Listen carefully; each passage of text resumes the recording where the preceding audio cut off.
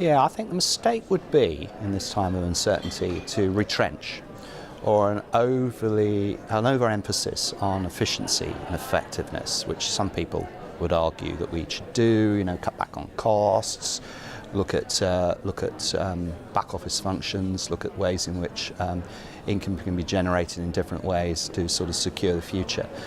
I think in the days of more competition for higher education, in a Brexit world, thinking of global competition, there are certain things in universities that it's important that you're best in class at. And the debate has to move from efficiency and effectiveness to sort of thinking about best in class. So why wouldn't you want your student recruitment and marketing operation to be best in class?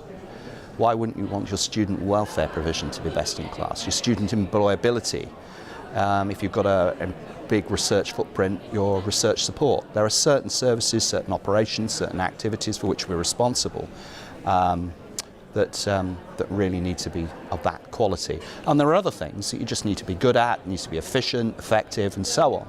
So I think more precision and a more nuanced approach to this whole debate about efficiency and effectiveness is important. That's the first thing. And the second thing, I think, is we have to think or reimagine what our global connections should be. Because not just because of Brexit, but and I happen to think that it makes our relationship with the European Union more important, not less. But also because of the need for guaranteeing student flows, international students, and critically research partnerships. So I think you'll see more universities look to put together imaginative relationships with international universities, whether in consortia, whether through campuses or study centres, or whether through interest in joint ventures. And I think we'll see much more of that. Whether universities within this country will see more mergers and acquisitions, possibly. And then there's also, of course, the FEHE interface, where you might see realignment of certain institutional groupings around that as well. That's another possibility. But I think the biggest mistake would be to retrench. I think it's much more important to continue to take risks, to invest, and to place an emphasis on quality. Well, we live in a world of political and economic uncertainty, so that's not new for anyone really. I think universities are really well placed to take some opportunities from this. Certainly working with the local collaborative regional agenda, making partnerships both with businesses and policymakers, I think is very important. Certainly agendas for us as a university that are key to that are the social mobility agendas. Giving people the opportunity to take advantage of higher education, particularly in cities and, as I say, the regional area, linked to the industrial strategy. So two key strategies for us would be the industrial strategy, social mobility strategy, upskilling, if you like, the future workforce, and the knowledge economy. So I think universities really do sit at a pivotal point and can have real influence. And I think it's taking that opportunity and realising that we can do that. We can be that voice, we can be that trusted go-to place, but building that in your local group, whether it's Northern Powerhouse, for us it's Midlands Engine. So we're based in the Midlands and there's a lot of high-tech manufacturing and industry. So that partnership, that applied research, that's adding to the business economy, all helps us, if you like, steer through that political change, that uncertainty, because we're all facing that. I think the biggest challenge for university in terms of how we adapt to the current uncertainties, and for university managers in particular, is actually our relationship with our academic colleagues. I can see them feeling more alienated from the decision-making process as we call on many more specialists to help us make a lot of the important policy decisions, even strategic decisions, of course, the tactical and operation decisions. We've always had experts helping us with that, but I can see that a lot of academics feeling very distant from where the decisions are being taken, and feeling that their contribution is more limited, especially when it comes to the strategic aspects. I think universities should adapt to that by trying to be as agile as possible.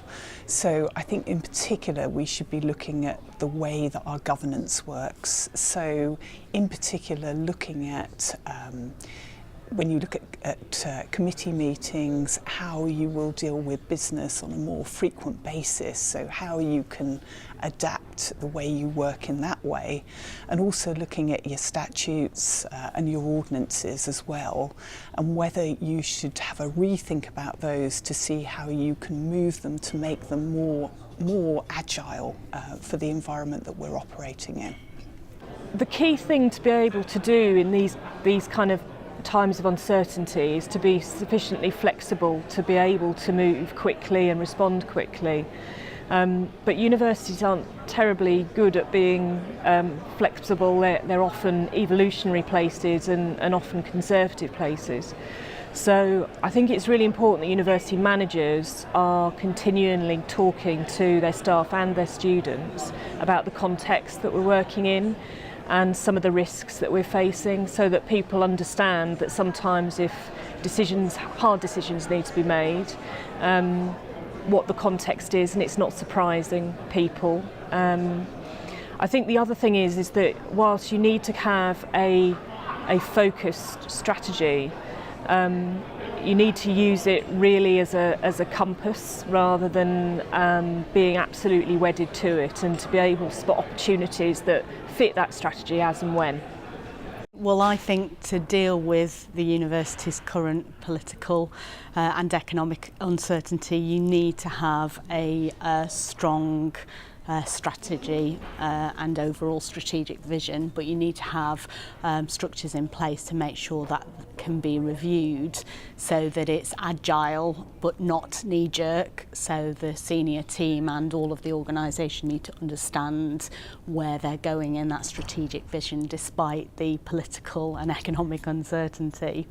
And I think in order to do that, part of that review system should be reviewing the strategy, reviewing the KPIs, reviewing the risk register. I think you need to have very strong data capabilities in order to effectively do that. I think you need to have strong teams at each and every level. And I think there needs to be an importance placed on investment in team capabilities and developing those team capabilities at each and every level, so that people can work coherently and authentically together on the business rather than any internal politics that will be an impediment to those strong teams moving forward. I think one of the really interesting things that we keep on forgetting is that political and economic uncertainty has always been with us. And in particular at a conference like this, where we're in Northern Ireland, we can understand the long history, but also the really strong tradition and capabilities and capacity of university leaders to cope with economic and political uncertainty. But the kinds of skill sets then are the sorts of things that we need to do in a very globalised world, where things which happen in Australia, where they change higher education policy, actually has both an economic and an unsettling impact on us right here in the UK.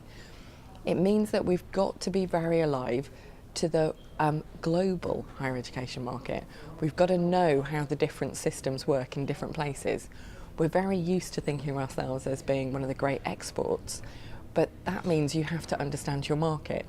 And we need to understand culturally, politically, economically, what the pressures are, what the priorities are in all of the nations where we're wanting to recruit students, but where we're also wanting to work with in terms of research. So something like Brexit, which is incredibly painful, really means, it's like the crystallisation of political and economic uncertainty in one mass 2-year mess of noise.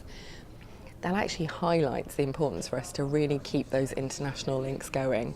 So the more that we can think of colleagues as being colleagues who work in America, colleagues who work in Australia, colleagues who work in universities in Africa, and that we understand how to work with them, but also how the sorts of things that we can offer students will make a difference across the world.